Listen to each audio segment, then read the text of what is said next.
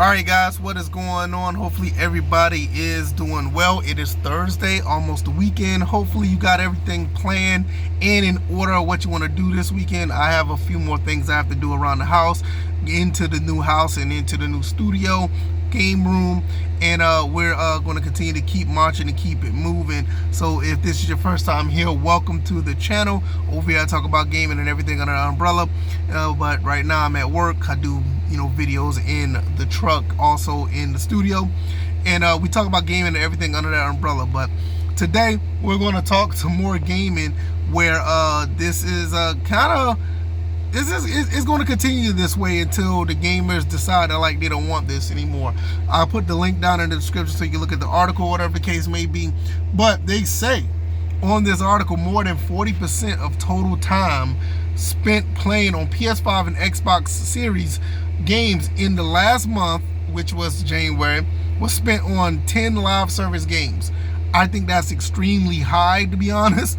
But hey, this is where people are now. They want to play on live service games. They want to play and put their money in and invest. I guess I don't know if it's an investment, but they put their money into these situations to where they just play these games and have fun with their friends, or they just want to play online. They want to be sociable. And I guess it's the new way of go outside per se, because you see a little bit of gray in my beard. We did go outside at one point, but you still see some kids out there, but not like they used to be. They're out there playing these live service games. Also, it says that more than 70% of active PS5 and Xbox Series users in the US have played at least one of these top 10 live services. That is extremely high. Nearly 70%, that is 7 out of 10 gamers are playing these live service games. So we have seen a downtick on some live service games. They haven't been really pushing them as hard as they were, let's say, 3 years ago, but they're still going to be out there. The customer speaks, and in some cases these companies listen. All of these people are playing live service games. Well, we're going to make live service games, and maybe 8 out of the 10 will flop. Maybe 9 out of the 10 of them flop, but that one that makes it big will recoup all the money out of all these other ones that they're flailing and flopping on in the water. So people are just trying to chase that money. Well, companies are just trying to chase that money, and the money is there. Some of these are free. I think most of them pretty much free live service, and you do have freemium games, but they're out there, and that's just the way it is. And people want to play their games online. They want to be sociable. They want to have fun with their friends. They play and talk online. They do all this type of stuff. And nowadays, these single player games, which I still think can be very, very lucrative for companies if they are done right, they just feel like the live services are a little more of a quick buck. They can manipulate, or they can have these certain mechanics to get gamers money. And for them, it's not necessarily trying to make an entertaining product. They just want to keep you on the service. They want to keep you hooked to continue to play the next deathmatch, the next, co-op, the next, series where you're constantly playing, and they want to keep you, they want to keep you on the game to where you're just constantly going in and taking mommy's credit card, or taking your own credit card, and continue to swipe and give them money. And if they can do that for 2, 3, 4 years in a row, they don't have to make another game. So the developers there are just doing maintenance and updates, and that is way more cheaper than just continuously making a yearly title, or just trying to make the next big game, where a lot of these games now, the budgets are just way too big. And I think that what can be done about this, what can be done is, these live services for the most part aren't going nowhere. When you got 70% of active users playing these games in some form or fashion, and you got 40% spending time on these live service games, they're not going away until the gamer says, "No, I don't want this anymore." And if the developer keep making the shiny piece of jewelry, or the shiny piece of content that people want to get, they're going to run after it. They got to look cool. in their costume or their get up or their skin that they make their character in. They want the latest weapon. They want the coolest maps. They want the best vehicle that they could drive around in and continue to be looking awesome in these live service games. They're going to continue to push it. People are going to continue to buy it. So I think that was a little winded. But the way that you're going to combat this, you still got to put the demand out there for single player titles. That's just the way it's going to be. And for me, I understand that there's still a market for that, because like I said, it's 40%. That means 60% of people are still out there wanting single player games, or there's 60% out there that will play single player games. And also, out of the 40% that spent time on live service games, they will take the time to get a really good fleshed out single player experience. And on top of that, and I think this is where most companies can thread the needle.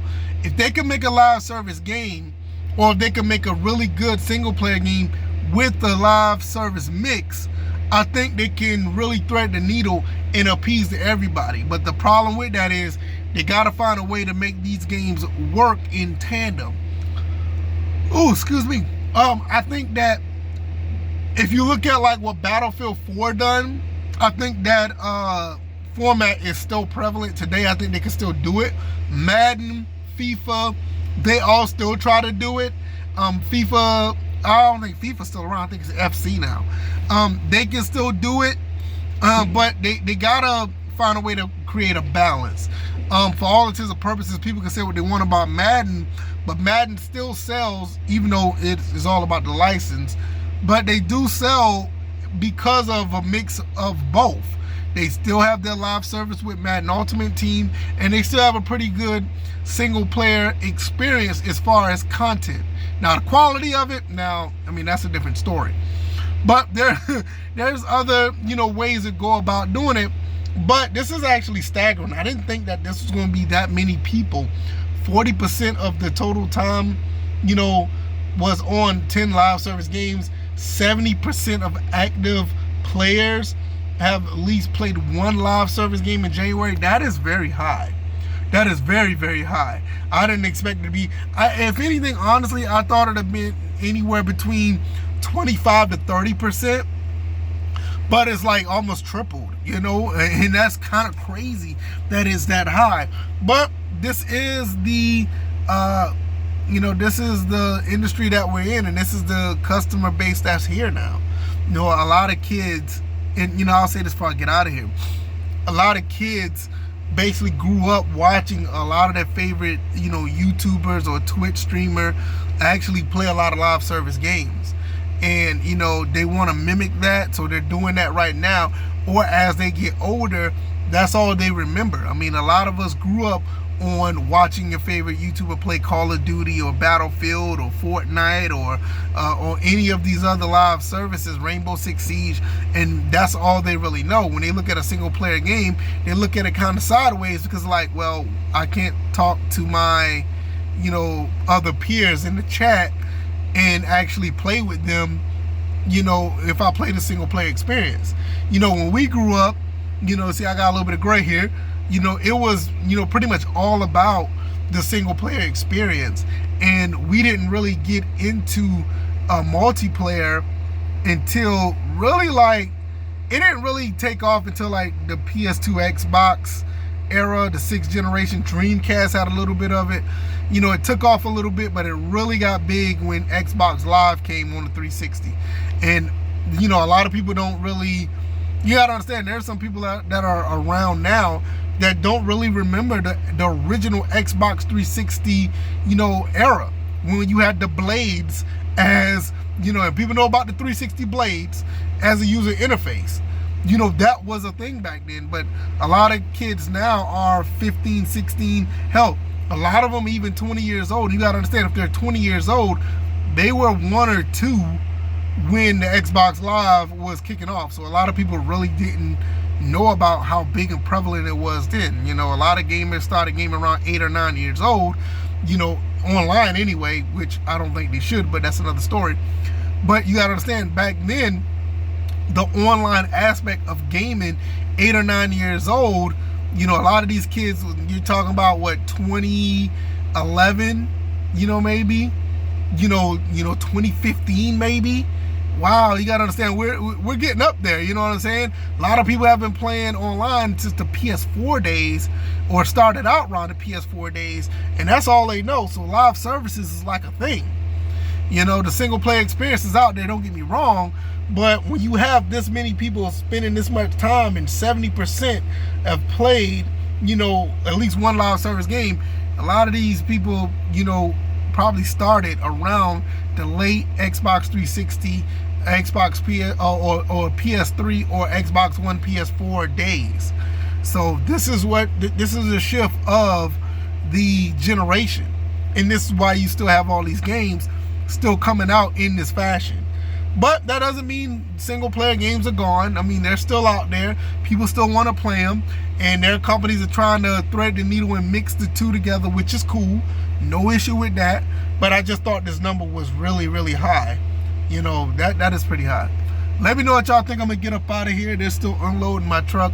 I do plan on getting back into the studio, making more videos, probably going live. I wasn't able to go live last night because of being busy, still getting acclimated in a new house.